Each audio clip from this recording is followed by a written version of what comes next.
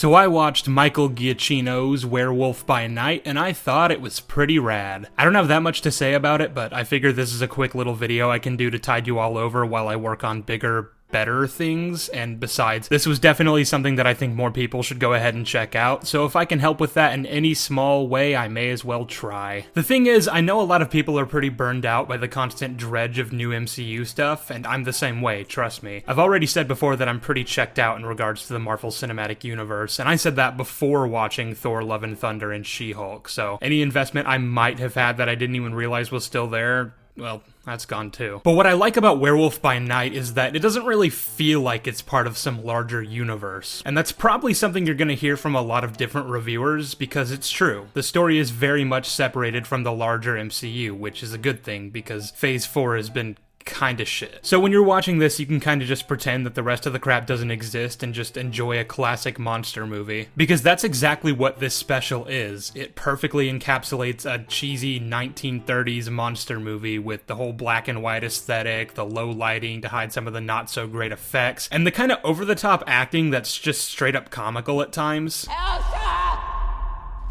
You let it go! You will now die as you lived.